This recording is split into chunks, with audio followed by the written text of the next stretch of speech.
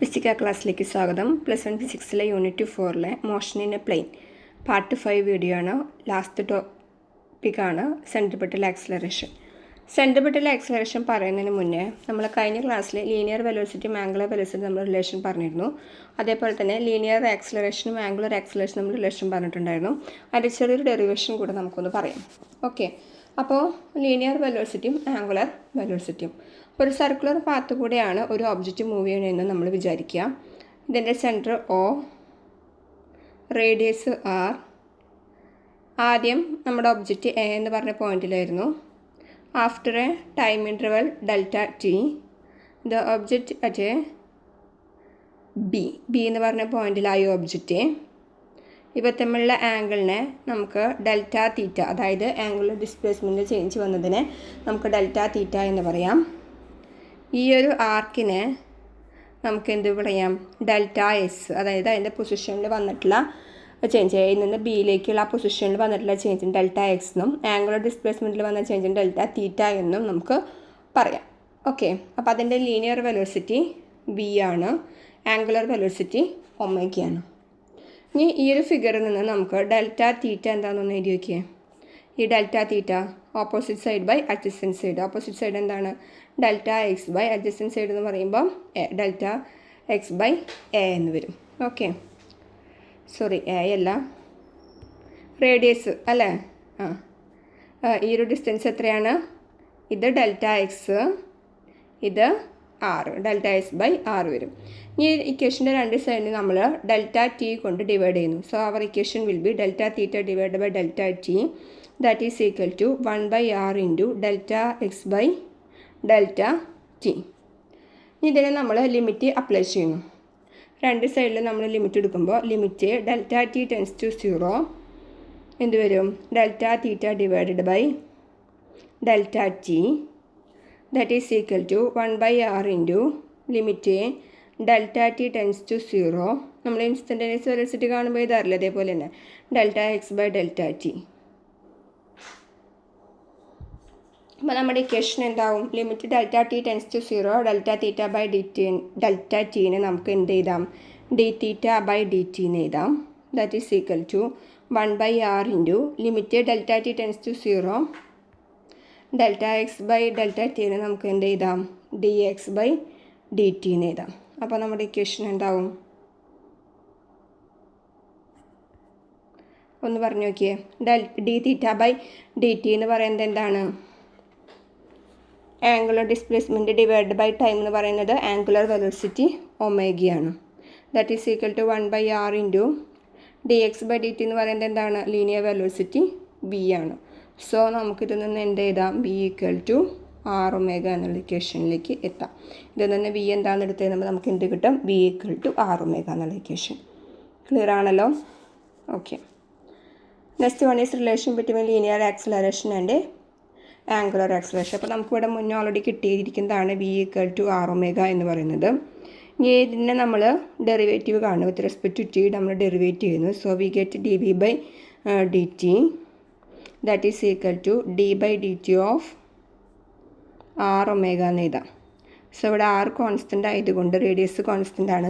ഒരു സർക്കുലർ പാത്തിൻ്റെ റേഡിയസ് എപ്പോഴും കോൺസ്റ്റൻ്റ് ആയിരിക്കും, അത് വേരി ചെയ്യില്ല. So r equal to r into d omega by dt എന്ന് എഴുതാം. d ഒമേഗ ബൈ dt എന്ന് എഴുതാം.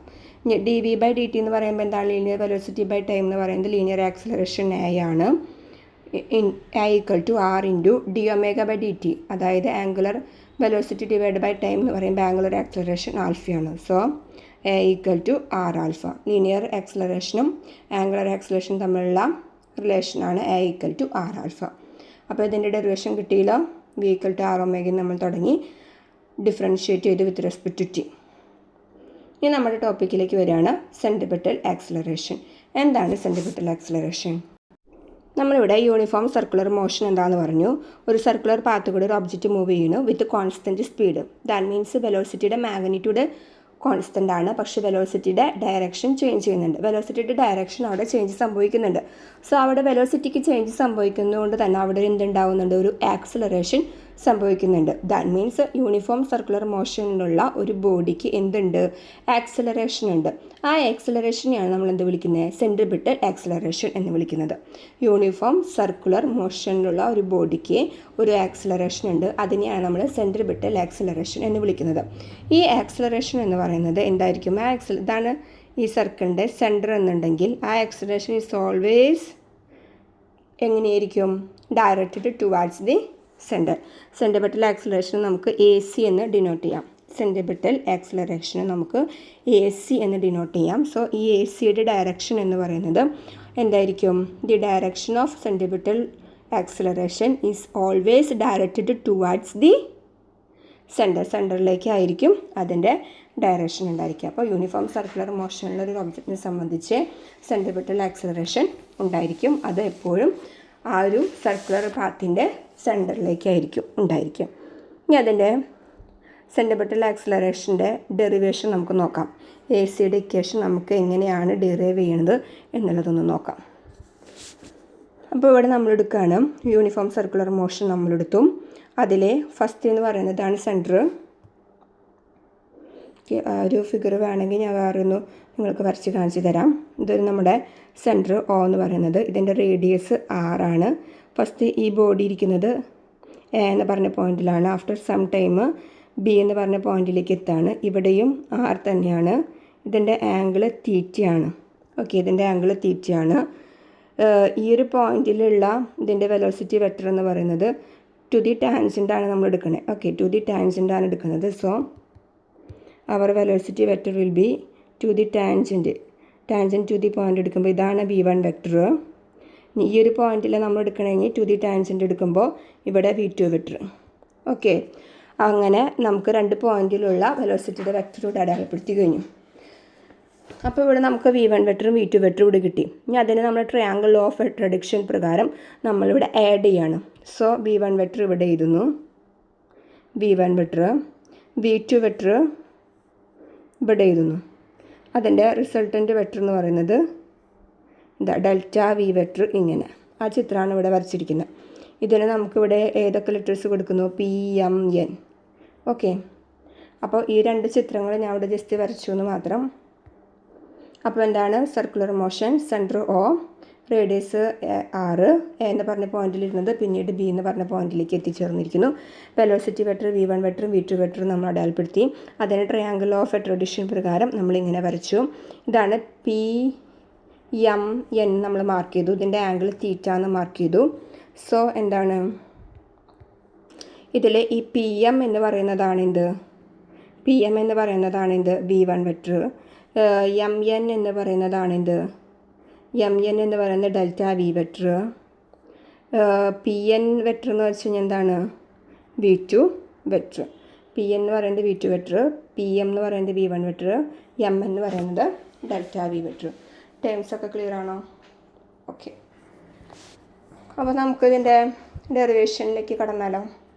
ഓക്കെ, അപ്പോൾ ഇതെന്ന് പറയുന്നത് ആക്ച്വലി യൂണിഫോം സർക്കുലർ മോഷനാണ്. എന്താണ്? യൂണിഫോം സർക്കുലർ മോഷനാണ്. യൂണിഫോം സർക്കുലർ മോഷൻ ആയതുകൊണ്ട് തന്നെ എന്താണ്? ഇതിൻ്റെ വെലോസിറ്റിയുടെ മാഗ്നിറ്റ്യൂഡ് സെയിം ആണ്, ഡയറക്ഷൻ മാത്രമാണ് മാറുന്നത്. സോ V1 വെക്ടറിൻ്റെ മാഗ്നിറ്റ്യൂഡും V2 വെക്ടറിൻ്റെ മാഗ്നിറ്റ്യൂഡും സെയിം ആണ്. ഇവിടെ ഡയറക്ഷൻ മാത്രമാണ് വ്യത്യാസമുള്ളൂ. അപ്പോൾ അവയെ നമുക്ക് കോമൺ ആയിട്ട് B എന്ന് നമുക്ക് ഡിനോട്ട് ചെയ്യാം. ഓക്കെ ആണോ? ഓക്കെ, ഇനി നമുക്ക് ട്രയാങ്കിൾ ലോ ഓഫ് അട്രാക്ഷൻ പ്രകാരം ഇതൊന്ന് ആഡ് ചെയ്ത് നോക്കാം. സോ നമുക്ക് വരുന്നത് PM vector plus MN vector which is equal to PN vector എന്നാണ്.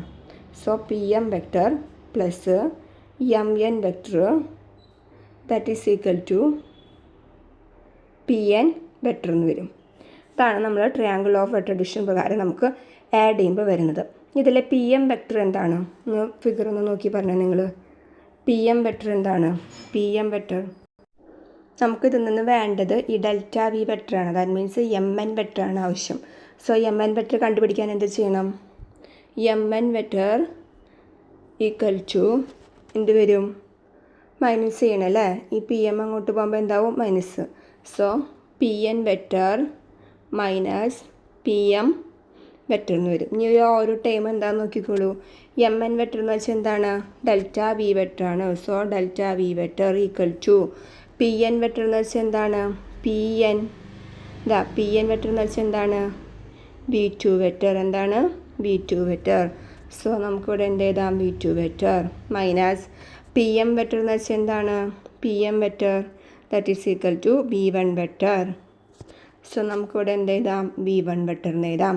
ഓക്കെ, അപ്പോൾ delta V vector which is equal to V two vector minus V one vector എന്ന് കിട്ടി. ഓക്കെ, ഇനി നമുക്ക് ഇവിടെ നമുക്ക് രണ്ട് ട്രയാങ്കിൾ ഉണ്ട്. അപ്പോൾ നമ്മുടെ ടൈം ഇൻ്റർവെൽ വളരെ ചെറുതാണെന്ന് വിചാരിക്കുകയാണെന്നുണ്ടെങ്കിൽ, അതായത് വളരെ കുറച്ച് ദൂരം മാത്രമാണ് ട്രാവൽ ചെയ്തിട്ടുള്ളതെന്നുണ്ടെങ്കിൽ ഈ എ ബി എന്ന് പറയുന്നത് ഇങ്ങനെ ഒരു ആർക്ക് പോലെയല്ല നിൽക്കുക, മറിച്ച് ഇതെങ്ങനെ ഒരു കോഡ് പോലെ വന്ന് നിൽക്കും. ദാറ്റ് മീൻസ് ഞാനെന്നൊക്കെ പറയാറില്ലേ, കോഡ് പോലെ വന്ന് നിൽക്കും. അപ്പം നമുക്ക് അങ്ങനെ കൺസിഡർ ചെയ്യാം. ദാറ്റ് മീൻസ് ടൈം ഇൻ്റർവെൽ ഭയങ്കര ചെറുതാണെങ്കിൽ, കുറച്ച് ഡിസ്റ്റൻസാണ് ട്രാവൽ ചെയ്തിട്ടുള്ളതെന്നുണ്ടെങ്കിൽ നമുക്ക് എന്ത് പറയാം? ഇവിടെ എ ബി എന്ന് പറയുന്നത് ആർക്ക് പോലെയല്ല, കോഡ് പോലെയാണ് വരിക. സോ നമുക്ക് എന്ത് പറയാം? എ ബി എന്ന് പറയുന്നത് ഒരു കോഡ് പോലെ എടുക്കുകയാണെങ്കിൽ എ ഒ ബി എന്ന് പറയുന്ന ഒരു ട്രയാങ്കിൾ കിട്ടി ഇല്ല. എ ഒ ബി എന്ന് പറയുന്നൊരു ട്രയാങ്കിളും ഇവിടെ നമുക്ക് എന്ത് കിട്ടി?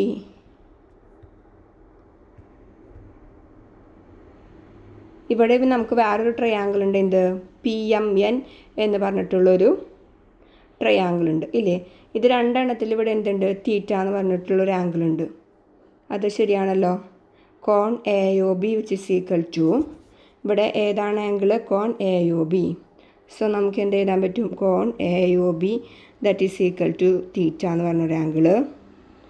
അതേപോലെ തന്നെ എന്താണ്? ആംഗിൾ എം പി എൻ എന്ന് പറയുന്നത് എന്ത് തന്നെയാണ്? തീറ്റ എന്ന് പറഞ്ഞിട്ടുള്ള ഒരു ആംഗിളാണ്. ഈ രണ്ട് ആംഗിൾ എന്താണ്? ഈക്വൽ ആണ്. സോ നമുക്ക് എന്ത് പറയാം? Angle A O B equal to angle M P N equal to എന്താണ്? തീറ്റയാണ്. സെയിം ആണ് വരിക. ഓക്കെ, അതുമാത്രമല്ല, അപ്പോൾ ആ രണ്ടെണ്ണത്തിൻ്റെ ആംഗിൾ സെയിം ആണെന്ന് കിട്ടി. ഇനി നിങ്ങളിതൊന്ന് നോക്കി നോക്കിയേ. ഇതിൻ്റെ ഈ ഒ എ എന്ന് പറയുന്ന ഡിസ്റ്റൻസ് എത്രയാണ്? 6 ഒ ബി പറയുന്നത് എത്രയാണ്? 6. So O A equal to O B equal to 6. Okay, അതോടൊപ്പം തന്നെ ഈ ട്രയാങ്കിളിൽ നിങ്ങൾ നോക്കി നോക്കിയേ. പി എം എന്ന് പറയുന്നത് ഈ പി എൻ എന്ന് പറയുന്നതും ഈക്വലാണ്. മാഗ്നിറ്റ്യൂഡ് വെച്ച് നോക്കുമ്പോൾ ഈക്വലാണ്. കാരണം വി വൺ വെക്ടറിൻ്റെയും വി ടു വെക്ടറിൻ്റെയും മാഗ്നിറ്റ്യൂഡ് സെയിം ആണ് നമ്മൾ പറഞ്ഞിട്ടുണ്ട്. സോ നമുക്ക് എന്ത് എഴുതാം? P M equal to P N equal to V എന്ന് നമുക്ക് എഴുതാം. ഓക്കെ, അപ്പോൾ ഇതിൽ നിന്ന് നമുക്ക് എന്ത് മനസ്സിലായി? ഇത്രയും കാര്യങ്ങൾ നമുക്ക് എന്ത് മനസ്സിലായി? ഈ രണ്ട് ട്രയാങ്കിളും, ഈ പറയുന്ന രണ്ട് ട്രയാങ്കിളും സിമിലർ ആണ്. സിമിലർ ആയതുകൊണ്ട് തന്നെ നമുക്ക് എങ്ങനെ എഴുതാം? A B divided by O A. That means ഇവിടെ ഈ ആംഗിൾ തീറ്റയ്ക്ക് നേരെ ഓപ്പോസിറ്റ് കിടക്കുന്ന സൈഡ് ഏതാണ്? എ ബി അല്ലേ? So A B divided by ഇവിടെ എന്താണ്? ഒ എ എന്ന് പറയുന്നത്, ഇവിടെ തീറ്റയ്ക്ക് ഓപ്പോസിറ്റ് കിടക്കുന്നത് ഏതാണ്? ഇവിടുത്തെ തീറ്റയ്ക്ക് ഓപ്പോസിറ്റ് കിടക്കുന്നത് M N. So M N divided by P M എന്നിങ്ങനെ നമുക്ക് എഴുതാം. ഓക്കെ, അപ്പോൾ ഈ പറയുന്ന രണ്ട് ട്രയാങ്കിളും സിമിലർ ആയതുകൊണ്ട് നമുക്ക് ഇങ്ങനെ ഒരു ഫോമിൽ എഴുതാനായിട്ട് സാധിക്കും. സോ എന്ത് വരും? A B divided by O A that is equal to M N divided by P M എന്ന് വരും. ഇനി നമുക്ക് എ ബി എന്ന് പറയുന്നത് എന്താണെന്നറിയില്ല, അതാണ് നമ്മൾ കണ്ടുപിടിക്കാൻ പോകുന്നത്. So A B divide by O A എന്ന് വെച്ചാൽ എന്തായിരുന്നു? ഒ എ എന്ന് വെച്ച് കഴിഞ്ഞാൽ 6 അല്ലേ? സോ ഒ എ എന്ന് വെച്ച് കഴിഞ്ഞാൽ 6 എന്ന് എഴുതാം. എം എൻ എന്ന് വെച്ച് കഴിഞ്ഞാൽ പി എം എന്ന് വെച്ച് കഴിഞ്ഞാൽ എന്താണ്? എം എൻ എന്ന് വെച്ച് കഴിഞ്ഞാൽ എന്താണ്? എം എൻ ഡെൽറ്റ വി ആണ്. എം എന്ന് വെച്ച് കഴിഞ്ഞാൽ ഇവിടെ എന്താണ്? ഡെൽറ്റ വി ആണ്. സോ നമുക്ക് എന്ത് എഴുതാൻ പറ്റും? Delta V divide by P M എന്ന് വെച്ചാൽ എന്താണ്? വി ആണ്. സോ ഇതിൽ നിന്ന് എ ബി ഈക്വൽ ടു എന്താണെന്നുള്ളതൊന്ന് കണ്ടുപിടിച്ച് നോക്കിയേ. എ ബി ഈക്വൽ ടു എന്ത് വരും? Delta V by V. Okay, എഴുതാം. A B equal to delta V by V into R എന്ന് വരും. ഇനി ഇവിടെ എ ബി ഈക്വൽ ടു എന്ന് പറയുന്നത് ബി ഇൻറ്റു ഡെൽറ്റ ടി ആണ്. അതെന്താണെന്നറിയോ? നമ്മൾ ഈ ഒരു ട്രയാങ്കിളിൽ എ ബി എന്ന് പറയുന്നത് ഈ സഞ്ചരിച്ച ഡിസ്റ്റൻസ് ആണല്ലോ. എ ബി എന്ന് പറയുന്നത് എന്താണ്? ഈ സഞ്ചരിച്ച ഡിസ്റ്റൻസ് ആണ്. അപ്പോൾ അങ്ങനെ വരുമ്പോൾ എ ബി എന്ന് പറയുന്ന സഞ്ചരിച്ച ഡിസ്റ്റൻസ് ആകുമ്പോൾ എന്താണ്? വെലോസിറ്റി ഇൻറ്റു ടൈമാണ്. ഡിസ്റ്റൻസ് ഈക്വൽ ടു എന്താണ്? വെലോസിറ്റി ഇൻറ്റു ടൈമാണ്. അതുകൊണ്ടാണ് വി ഇൻറ്റു ഡെൽറ്റ ടി എന്ന് എഴുതിയത്. ഇനി ഈ രണ്ട് ഇക്വേഷൻ നമ്മൾ ഇക്വേറ്റ് ചെയ്ത് നോക്കിയേ. ഈ രണ്ട് കാര്യങ്ങൾ തമ്മിൽ, ഈ രണ്ട് ഇക്വേഷൻസ് തമ്മിൽ നമ്മൾ ഇക്വേറ്റ് ചെയ്ത് നോക്കിയേ. സോ നമുക്ക് എന്ത് എഴുതാൻ പറ്റും? V into delta T that is equal to delta V by V into R എന്ന് എഴുതാൻ പറ്റും. ഇതിൽ നിന്ന് നമുക്ക് കണ്ടുപിടിക്കേണ്ടത് എന്താണ്? Delta V by delta T ആണ്. സോ അത് നമ്മൾ എഴുതുന്നു delta V by delta T. Delta V by delta T ഇങ്ങോട്ട് പോയി. സോ നമ്മൾ എന്ത് വേണം? ഈ വിനെയും ആറിനെയും ഈ സൈഡിലേക്ക് കൊണ്ടുപോകണം. So our equation will be V into V square divided by R എന്ന് എഴുതാൻ പറ്റും. സോ നമുക്ക് എന്ത് എഴുതാം? Delta V by delta T that is equal to V square by R എന്ന് എഴുതാം. ഇനി നമ്മൾ ലിമിറ്റ് കൺസിഡർ ചെയ്യുമ്പോൾ limit delta T tends to 0 delta V by delta T എന്ന് പറയുന്നത് എന്തായിട്ട് മാറും? അതൊരു ആക്സിലറേഷൻ ആണല്ലേ. ആക്സിലറേഷനാണ്. ആ ആക്സിലറേഷനാണ് എന്ത്? നമ്മുടെ centripetal acceleration. Velocity by time എന്ന് പറയുന്നതാണ് ആക്സിലറേഷൻ. സോ ഇത് സെൻട്രിപിറ്റൽ ആക്സിലറേഷൻ ആണ്. So centripetal acceleration that is equal to എന്ത് വന്നു? ബി സ്ക്വയർ ബൈ ആർ വന്നു. Centripetal acceleration that is equal to B square by R വന്നു. ഇനി നമുക്കറിയാവുന്ന ഒരു ഇക്വേഷനാണ് B equal to R omega. ആ ഇക്വേഷൻ അതിലിട്ട് കൊടുക്കുമ്പോൾ A C which is equal to B square by R എന്നുള്ളത് എന്തായിട്ട് മാറും?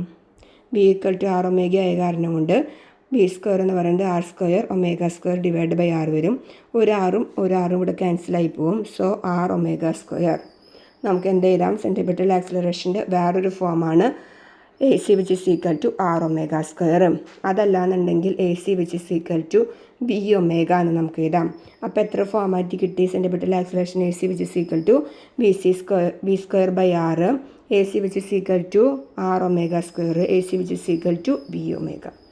ഓക്കെ, അപ്പോൾ ഈ 3 എക്സ്പ്രഷനിലേക്ക് നമ്മൾ ഡിറൈവ് ചെയ്തെത്തി. അപ്പോൾ ഡെറിവേഷൻ ഒന്നുകൂടി നോക്കുക. ഓക്കെ, അപ്പോൾ ഇത്രയേ ഉള്ളൂ. നമ്മുടെ യൂണിറ്റ് 4 കംപ്ലീറ്റ് ആവാണ് ഇവിടെ. Thank you.